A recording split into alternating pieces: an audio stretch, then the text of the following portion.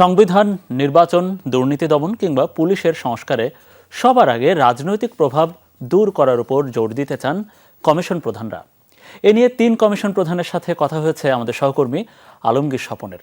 তারা জানিয়েছেন, জনগণের ভোট কিংবা সাংবিধানিক অধিকার ক্ষুণ্ণ হোক এমনটা আর চান না। দুদক ও পুলিশের রাজনৈতিক ব্যবহার বন্ধেও দেবেন প্রস্তাব। শ্রীলঙ্কা আবারও রপ্তানিতে শীর্ষে। রাষ্ট্রের প্রধান ৩ স্তম্ভ আইন, বিচার ও প্রশাসন বিভাগ। দলীয়করণ, অনিয়ম ও অপব্যবহারে মুমূর্ষপ্রায়। আওয়ামী লীগ সরকারের পতনের পর এসব ক্ষেত্রে সংস্কারই অন্যতম প্রধান লক্ষ্য অন্তর্বর্তী সরকারের। পৃথকভাবে গঠন করা হয়েছে ৬ কমিশন। ৪টি প্রতিষ্ঠানের সংস্কার করা সুষ্ঠু ও অবাধ নির্বাচনের জন্য অপরিহার্য। কাজের জন্য অক্টোবর থেকে ৩ মাস সময়কে যথেষ্ট মনে করেন নির্বাচন ব্যবস্থা সংস্কার কমিশনের প্রধান ডক্টর বদিউল আলম মজুমদার। সিইসি সহ নির্বাচন কমিশনারদের নিয়োগ প্রক্রিয়ায় স্বচ্ছতা আনা এবং আইনের সংস্কারে জোর দিচ্ছেন তিনি।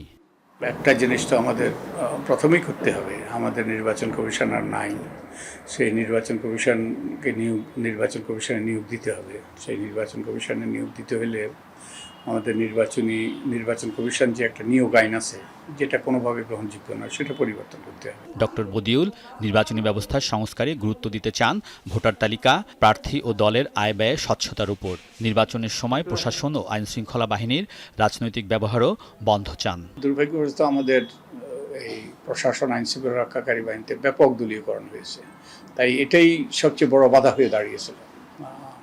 এবং নির্বাচন কমিশনও সঠিক নির্বাচন কমিশন ছিল না, তারা পক্ষপাতদুষ্ট ছিল। তো এইগুলো দিকে মনোযোগ দিতে হবে। কতগুলো দায়িত্ব নির্বাচন কমিশনের আছে, দলের আয় ব্যয়ের হিসাব, এগুলো অডিট করা এবং এগুলো সঠিকতা যাচাই করা। একই সাথে হলফনামা যেসব তথ্য দেওয়া হয়, এগুলো যাচাই বাছাই করা। যখন যে সরকার ক্ষমতায়, সেই সরকারের রাজনৈতিক হাতিয়ার হয় দুদক। ব্যবস্থা নেওয়া হয় বিরোধীদের উপর। তাই স্বাধীন প্রতিষ্ঠান হিসেবে দুদককে গড়ে তুলতে সুপারিশ করতে চান কমিশন প্রধান ডক্টর ইফতেখারুজ্জামান। বলেন, দুদকের নিজস্ব প্রসিকিউশন ইউনিট গঠন, নিয়োগে স্বচ্ছতা ও অর্থপাচার রোধে ক্ষমতা বাড়াতে হবে। চাপমুক্ত করতে হবে আমলাতন্ত্র থেকে। দুদক বলল যে স্বাধীনভাবে কাজ করতে পারে না। যেই দল ক্ষমতায় থাকে তাদের সাথে জড়িত যারা উচ্চ পর্যায়ে হোক, যে পর্যায়ে হোক, যারা হয়তো আনা অভিযোগের ক্ষেত্রে কোনো দৃষ্টান্ত স্থাপন করতে পেরেছে এরকম নজির নেই। অথচ একই দল যখন ক্ষমতার বাইরে থাকে, তখন তাদের ক্ষেত্রে কিন্তু বেশ তৎপরতা দুদক দেখা যাচ্ছে। এই ধরনের দুদক দিয়ে তো বাংলাদেশে যে নতুন বাংলাদেশের স্বপ্ন, সেটা চলবে না।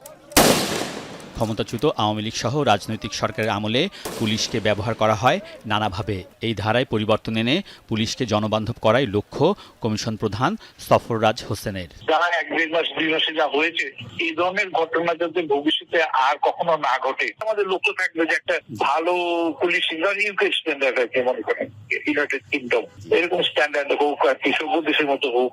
সংবিধান, বিচার বিভাগ ও প্রশাসন সংস্কার কমিশনের প্রধানরা দায়িত্বের পরিধি ও কাজের ধরন জেনে সংস্কারে নামতে চান। দায়িত্বপ্রাপ্তরা বলছেন, পরিবর্তন সম্ভব, সকলের সমর্থন পেলেই গড়ে উঠবে নতুন বাংলাদেশ। আলমগীর স্বপন, যমুনা নিউজ, ঢাকা।